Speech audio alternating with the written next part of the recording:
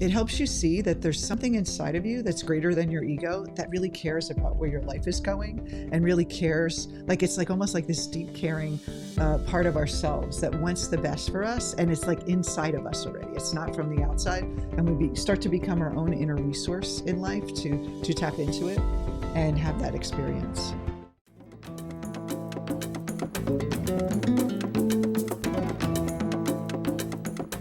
Hello, everyone. Welcome back to another episode of Soul Sessions. I'm Deborah Barrett-Maldonado. I'm here with Dr. Rob Maldonado. Great to be here. Of Creative Mind, and we are so excited about this topic today. It's imagination and how we create with our imagination.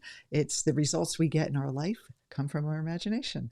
And before we begin, I do want to remind you, if you're watching us here on YouTube, click the button here in the corner and make sure you subscribe to our channel. We really appreciate it. If you could do that, it helps more people follow us and find our work. And if you're listening to us on Spotify, iTunes, or any of the other podcast services, again, it's really helpful for us to reach more people if you subscribe. So if you can do us that one favor, we would really appreciate it. And without further ado, let's go into today's topic. Active imagination. When I first started personal growth, I heard of guided meditation, guided imagination. So we're going to talk about what imagination is and how we use it and how it's different from the guided, a little different. Yeah. Well, in order to understand imagination, we have to understand what the mind is first. So just briefly, let's back up a little bit. How much time do we have on our? We have a couple hours. Okay. What is the mind? A lot of people mistake it for the brain. Or thinking it's thoughts. But then consciousness is also a misunderstood term often. Or let's say there's different interpretations of it. The way we're talking about it so that you guys can follow us as kind of our logic, right, in talking about imagination. So it's like this. The brain is the hardware, almost like your computer, right? It's cased and it's housed in a solid metal body. That's the brain essentially, and it's the nervous system. The mind is the software, right? If you think about the applications that you run on your computer, that's the mind, and we can't really see it, and we can't really it's like your operating system. Yeah, if you open up somebody's brain, you won't find the imagination and the ego. You'll simply find neurons communicating with electrical chemical signals.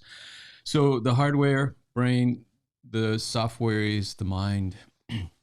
Consciousness is neither of those. Consciousness is the electricity that animates kind of runs through the computer, right?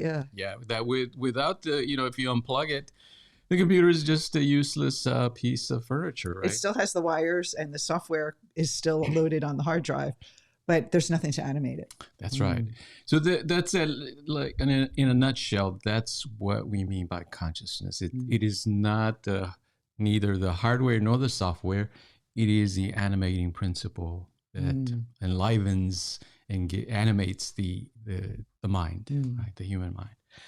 So with that, with that understanding, then we can ask, well, what is imagination? Certainly, it's part of the software, not the hardware, right? But we need the hardware in order to kind of provide the structure for it.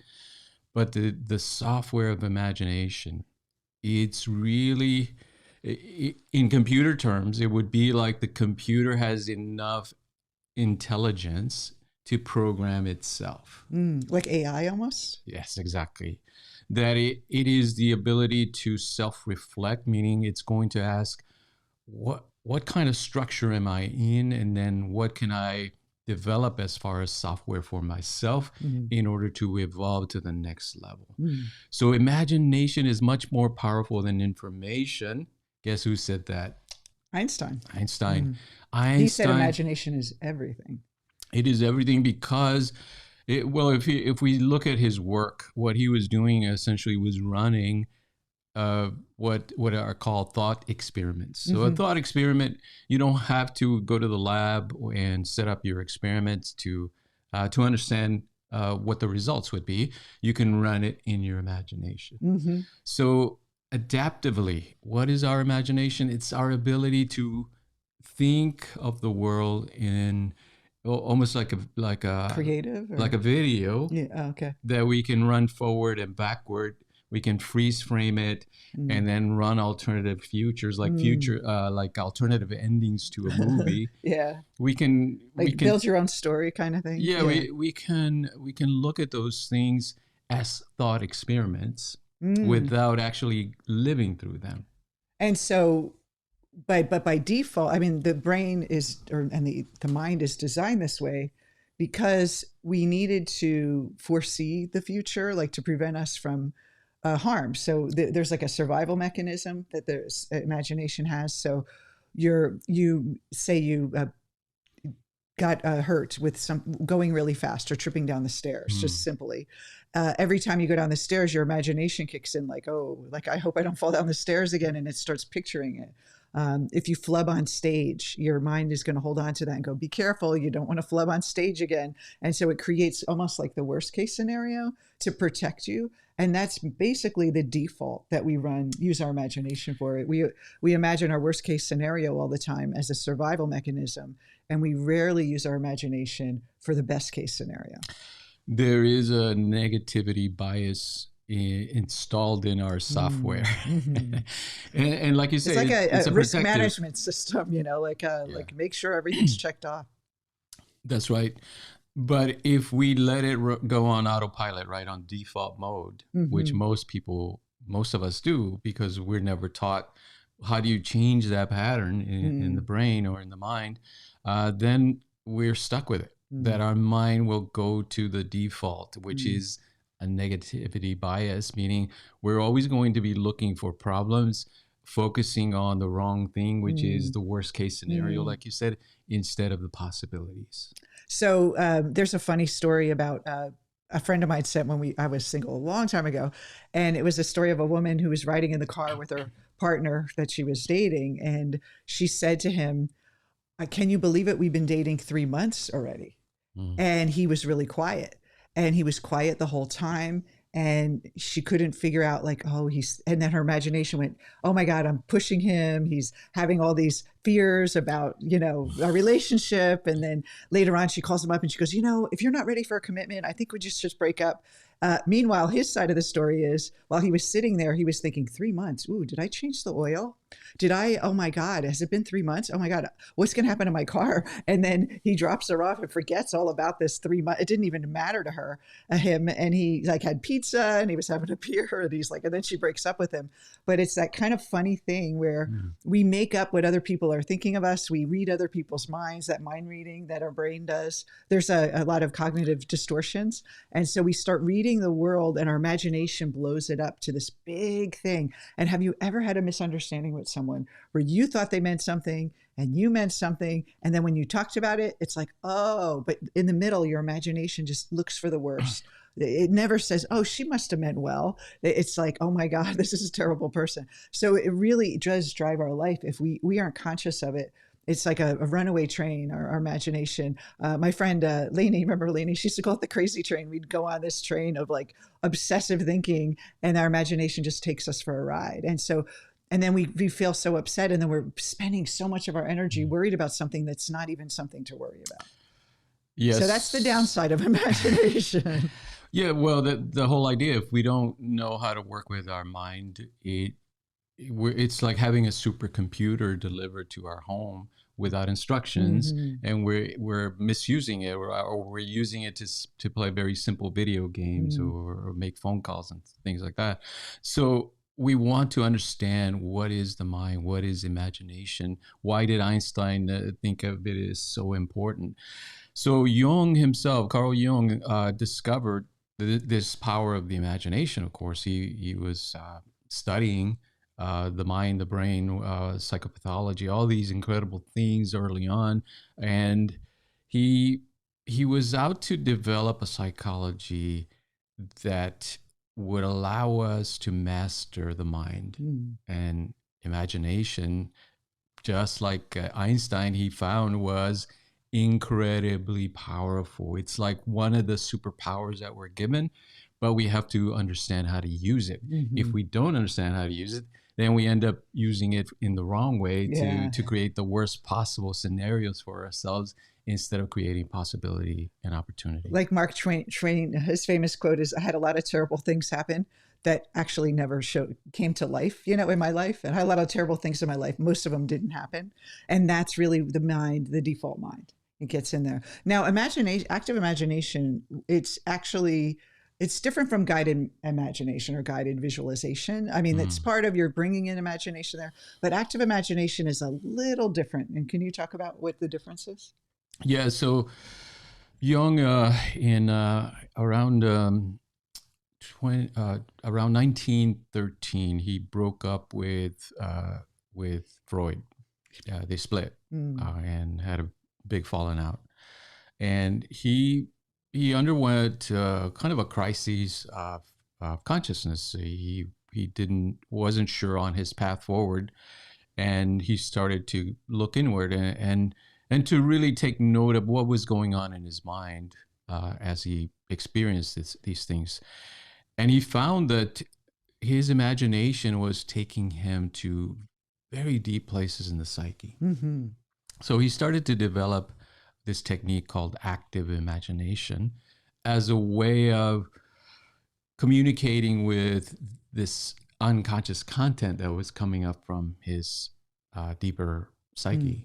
So it's sort of like, instead of passive imagination, active meaning that you are not only just opening up your mind to that imagination, but being able to interact Yes. and have like more of a dialogue with it. That's it. Yeah. Because he wanted to create a two-way communication system, right? Instead of just letting the unconscious kind of submerge our awareness through its powerful symbols and emotions that arise from the unconscious, he said, what about the conscious role in this equation?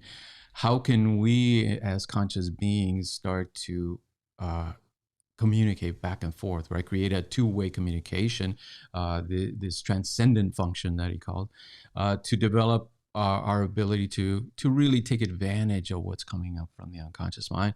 And that's what he called active imagination. It's like you say, it's an active way of participating with the contents of the unconscious in a powerful, meaningful way to direct it, to direct our own personal evolution. And one of the things that we talk about in just the mind itself is that the ego can do active imagination and have an agenda based on the past conditioning, and like almost like want to manipulate the unconscious to follow what it wants.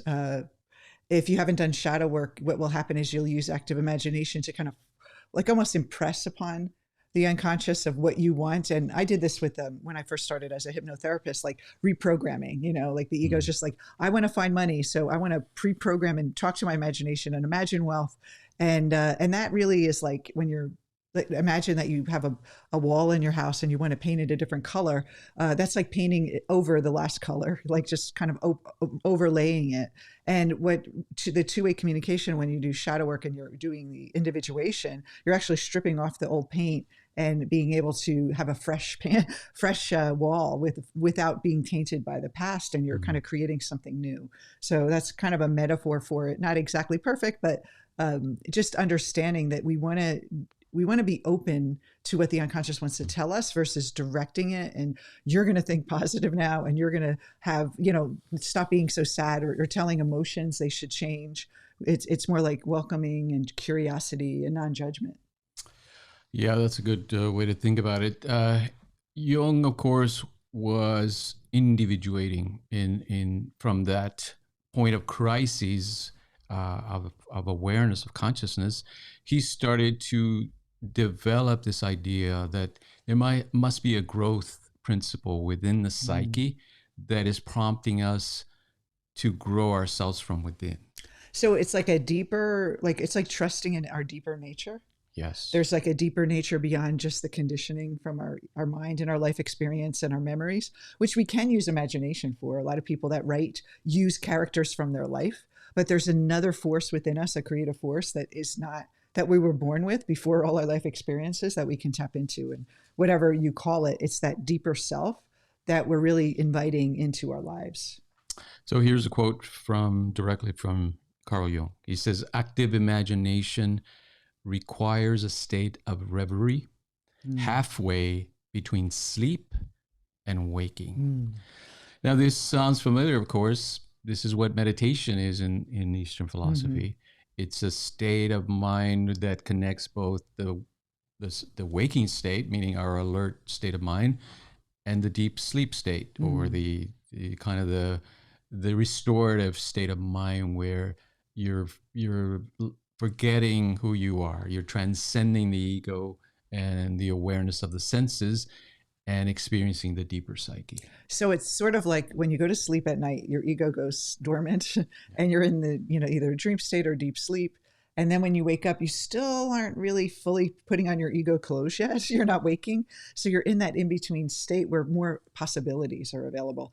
I always find, and many of you can probably relate, is that you have the best ideas in the morning, or best ideas when you're in the shower, or when you're walking, or doing something that you're not, something out of habit, and your mind is able to just be free. It's that kind of altered state that actually facilitates more imagination. Did you know that not Einstein, Edison, when he was looking at the incandescent bulb, maybe he's trying to come up with the solution for it and discover how it works, he would do an experiment. He would lay down on his couch in his office and imagine how another way to do it, and then he would go up and try it, and then he would lay back and imagine another way to do it, and he would do that all the time. He used active imagination, like digging into the well of that deeper self, that deeper creative universal self, to bring forth a new idea. And Einstein did the same thing he rode the light beam to come up with EMC squared. So really, it's amazing. These, scientists use this beautiful facility we have in our mind, but we have to practice it and understand how to use it. Not only scientists, artists, we know are very in tune to this process. A lot of music, a lot of great art comes through this active imagination or different forms of it. Yeah, even actors, they kind of have to have kind of an inner kind of dialogue with their character to kind of pull things out. And there's ways they can use that active imagination for that. But for most of us, right, we're not after changing the world overnight, or creating the next big invention. We're simply working with our dreams, working with our emotions, and our own growth, right? Our own personal development. How can we use active imagination to further our process, right? So one of them is dreams. How do we work with dreams, or how do we use active imagination in working with dreams? So we know dreams are incredibly difficult to interpret because they speak a symbolic language. The unconscious has its own language, and it's going to use it to talk to us. Most of us do not know how to understand that language, it's like hieroglyphics. You see these symbols and you're trying to decode it. And everyone's dream and symbol library is different based on their own personal experience, cultural experience. All those associations, we are very, very unique. So you can't read one dream for one person the same as you would read it for another. Yes. So how does active imagination help us with dreams? So imagine that you have you've dreamt of a powerful symbol that left a powerful impression on your mind, right? You wake up and you understand this is not a regular dream. There's something powerful about it. I feel it in my bones that my mind is trying to tell me something, right? Or you're working on a problem, on a question in your life, and all of a sudden you have a dream that kind of tells you, it's telling you something about how to proceed. And it has that sticky feeling where you can't let go of the memory of that dream. It's like you wrestle with it all day. It kind of has a heavy feeling tone to it, like a deep, it could be positive or negative, like that kind of deep impact.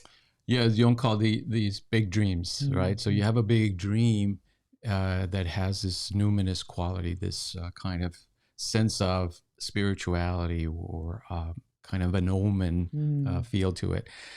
You can take that symbol. Let's say you dream of a bird that in the dream was really important for the feeling that it brought to you, but you don't know how to interpret it.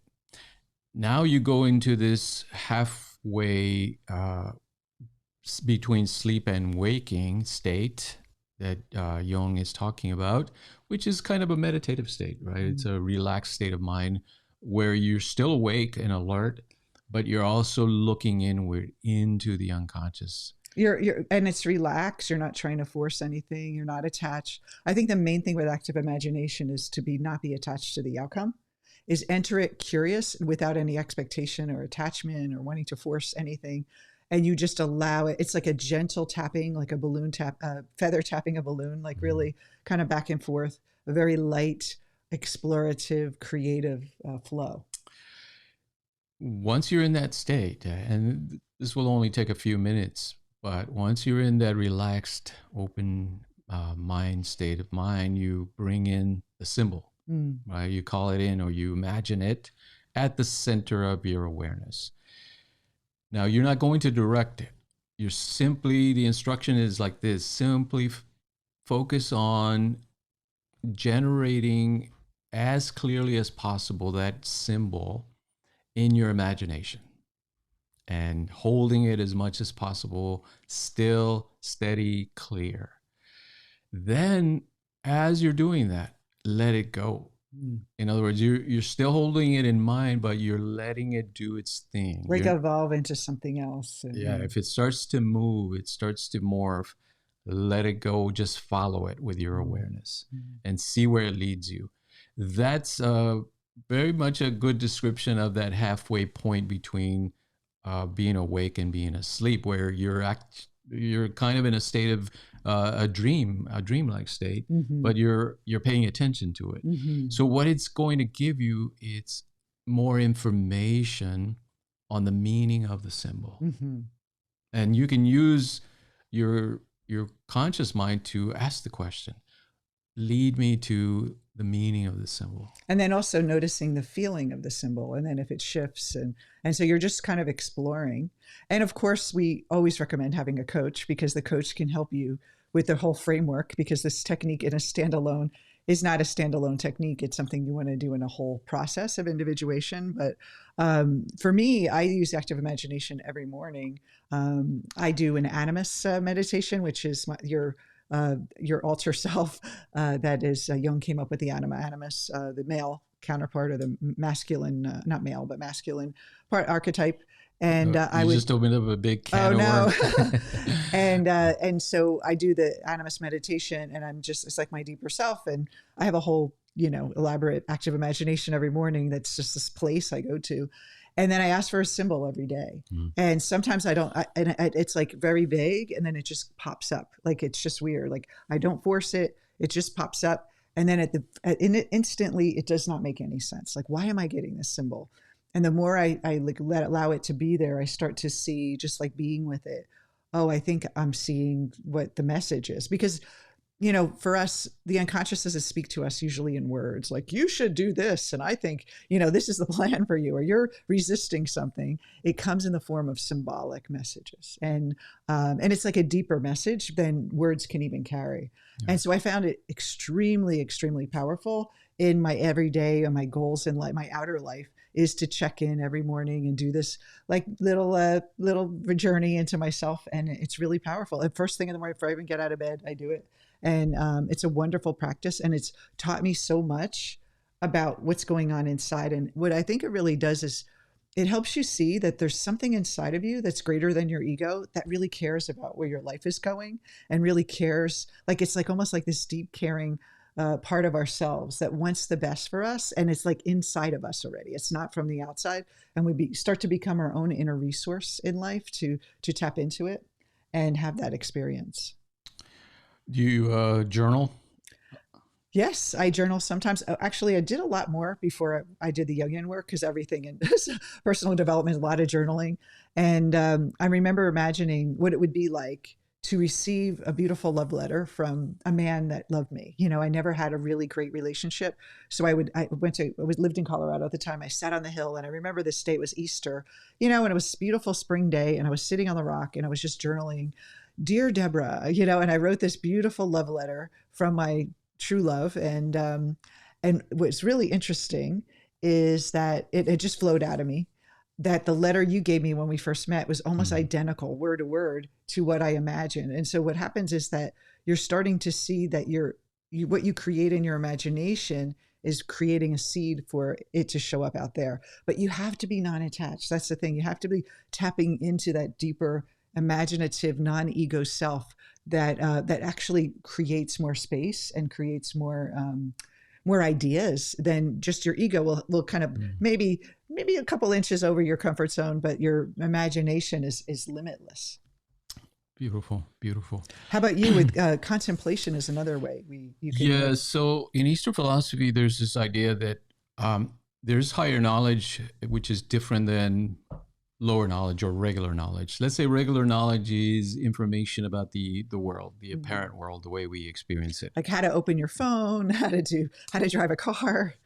But higher knowledge is information or knowledge about the true self, the true nature of your being, which is what the Upanishads, the Gita, the Dhammapada, all these texts are talking about. That higher knowledge, it says first you hear it or you read it, right? You're hearing it internally. Then it says you contemplate. You contemplate it. And that's where active imagination comes in. That you can contemplate higher knowledge to let it kind of really soak in as to what is the meaning of this higher knowledge. So what would be the imagination part of the... That you focus on the teaching. Let's say you read something that says everything is awareness. Right? Or you can focus on a spiritual symbol. Or a spiritual symbol. Yeah. The Buddha meditating or... the mandala. Adi Shankara meditating or something like that. Then you imagine it at the center of your mind. Imagine that symbol and let it flow, right? Jung would actually have characters speak to him in his active imagination, and he wrote down a lot of his experiences in the Red Book. That is what the Red Book is. It's his experience through active imagination. Then you let it go and follow it and kind of see where it leads you into kind of the deeper understanding of that lesson or that knowledge. So if you do have a symbol that you're not sure what happens to, you can do that as well. You just sit with that symbol and just kind of be curious about it. And for me, sometimes it's like sitting there in my mind and you contemplate it and you're just like leaving it in your imagination and like you're open. And when you're in those kind of, you go in and out of those states all day. So in that moment, you ever have that like insight that just pops out of nowhere? You're busy in the day and then you're like maybe eating dinner or going for a walk and all of a sudden it all comes together. It's like that. It's like the unconscious is constantly pushing forward to make itself conscious. So the wisdom is already there. It's just basically opening the doors, letting go of that ego defenses and the agenda of the ego to survive and just allow this surrender to our deeper self. And it's a beautiful, beautiful process. And what I love about it is that you don't have to like know a lot to do it. Like you just have to trust and it's fun and it's imaginative. And of course it's imaginative, but it's really, you don't have to follow so many steps and make sure you check all the boxes. It's just very free flowing. And you really start to trust yourself in a way that you never did before. Absolutely. And it's available to us 24 hours a day, essentially, because when we're asleep, we're dreaming, meaning we're looking into our imagination, right? Where do dreams come from? From the imagination. It's simply that our senses are dormant, and then our imagination is showing us all these incredible symbols as dreams. And when we're awake, we're actually imagining our reality. Our mind is actually constructing it from within, and it's taking in sensory information, of course, but the feeling of it, the meaning we ascribe to our reality, even the colors and the stories, right? Yeah, the feeling tone to it, it's all coming from our imagination. So let me ask you this, Dr. Rob. Is our memories imagination, not just our imagination, but our memories basically our imagined reality? Yeah, dream recall. This is something interesting about how the brain works. It actually stores memory in different parts of the brain as for example, it tears it into pieces and says the sound is over here, the sense of touch is over here for this memory, the colors are over here, and the person I'm imagining or remembering is over here, their face and all their background. When we recall a memory, then it puts it all together. It draws. And sometimes not exactly as. Of course, every time we remember something, we remember it in a unique way. But doesn't our imagination actually do the memory? Like we're imagining what happened in the moment. Like we make up what that activity meant about us, what is safe, what's not. We imagine it being something, right? We make up the story through imagination, and then it's stored in our memory, and we think it's fact. Right. We know, like, how many times have you spoke to siblings and like, this has happened when we were kids, and they're like, that never happened. And it's because it's that imagination. So memory is kind of a mixture of our imagination and maybe some experiences that the senses picked up. Yeah, because the experience itself was imagination. Yeah. Now, imagination doesn't mean it's not real or it didn't happen. It simply means that that's how we experience reality. We imagine it. We have to interact with, well, what we feel is out there and imagine it, bring it to our awareness and process it. Then just like on our computer, it's no accident that we have these little folders on the desktop and that we can click on them and open them up and examine what's there, right? And run a little video or put several things together to form something new. That's how our mind works at that level as well. Kind of remastering. Yeah. Now, what about people that cannot imagine? People, we hear this, every class we've ever taught, every time we've ever done a workshop, people say to us, but I can't visualize. I can't visualize. So what would you recommend for people? Because we all have the ability, because it's like, maybe you can't visualize on cue, but, or maybe you have a misunderstanding of what visualization is. I think. Or resistance. Yeah, resistance. But also I think we expect visualization to be this like 3D high definition movie with all the details, but visualization can be very like pieces, like you're getting pieces, you're not seeing the whole scene. And then also just maybe seeing little images, and they think, oh, I'm not imaginative, I can't do this. What would you say? Well, we get clues from people that we call savants. So savants, for example, can have that photographic memory. They can look at something. I saw this video recently of this artist that they showed him New York City from a helicopter. They took him on this ride. He memorized the city scene from just that experience, and then he was able to reproduce it in detail on a huge board. He drew it out, every building that was there, every little window, just the way it was. They compared it to the actual cityscape. Yeah, it was incredible. So what is the mind capable of? That would be the extreme, right, of somebody that's able to use their memory like a photograph, almost take a picture and recall it the same identical way that they saw it. Most of us, it's a little bit patchy, right? We remember some details and then we imagine the rest. Yeah, and we fill in the details. That's where the imagination comes in after the fact as well. Yes, and it conserves energy and space in our mind, so that we're not filled with all these details that would clutter up our mind.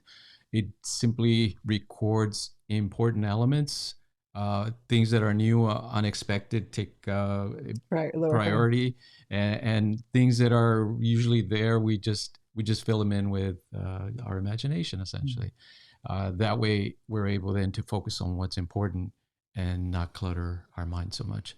So there's something to that, right? Then when we recall things, again, our imagination fills in most of it. But what about the people that say they can't visualize? I'm sorry. So people that can't visualize, what it is a skill, so that there are some of us that have a better ability. That's what I was getting at, right? Oh, yeah. That some people have that powerful ability to hold on to images visually, and then of course they can just visualize it again. Whereas some of us, or most of us, are somewhere in the middle, we have a good ability, but not so good. So there's probably people on the other extreme that have problems or trouble visualizing. Well, I think, from my experience, the people that have always had some kind of like deep trauma or something that almost like they didn't want to remember a situation, like well, PTSD, you see people have the visuals come, but sometimes it's totally shut down to as a protective mechanism. Also, too, if it's not cultivated as a child, if you're brought, you're told you should be more logical, I think there's genetic component to it as well. But everyone can cultivate it, like you said. Yeah, that's right. It's a skill that you can practice and cultivate and get better at. But just in general, when anybody says I need to go to the store, they're visualizing the going and the store and all these things already in their mind. Yeah. So everyone has this general ability to visualize. Well, you could say, picture your childhood home or your childhood bedroom. It comes to your mind. Like picture a parent or someone it comes to your mind. So you have the ability. It's just cultivating it. Actually, we have meditations that we teach in our training, coach training, to help our coaches with their clients cultivate that imagination. Okay, one last question before we go. Is everything imagination? Because Einstein says imagination is everything. So what we're really seeing in the world is a result of our own imagination. Yeah. I think everything has to be processed through the imagination in order to appear in our mind. Because what can you experience without your mind? Nothing. Everything we experience, from a memory, a dream, our current reality, what we call our reality, emotion, thought, everything is a mental experience. Now, it appears to us differently, right? It appears to us as if the stage is set for us already, and we're simply walking onto the stage of life, and everything is there for us. And then we're just interpreting things from our own perspective. That's an illusion that the mind creates. What is happening is we're creating the stage as we walk onto it. We're filling it with meaning, with color, with memories. So imagination is the building blocks of our reality. It's the interaction that creates what we call reality. So it's a very different condition than what it appears to be. That's the key, and it's mind-blowing because it's seamless. The appearance or the illusion that it creates, it's really difficult to get behind. You have to kind of start to understand, what is the brain doing? What is color processing? How does the brain decode vision and hearing? And once you start to see those things, then it makes sense that okay, it's a mental experience that we're seeing. And what we call reality is really our own interpretation of the world. So when we're doing active imagination, it's the ability to understand our reality and be able to bend our reality and interact and have more expression of our true nature. That is one of the big implications of this, that if indeed that is what's going on, then we are the authors of our reality. We can change it. We can shape it and form it. And so that's the empowerment model that Jung gives us, is that it's up to us what we do with this reality. Awesome. Well, this has been a very juicy episode. I really love talking about active imagination. I hope you did too. If you enjoyed the show, please don't forget to subscribe if you're watching us on YouTube, or if you're listening to us on the Spotify, iTunes, or other podcast services. It really helps us a lot if you can do us a favor and subscribe so other people can find us, find this work, and get inspired every day to live their greatest life. So take care, everyone, and we'll see you next week.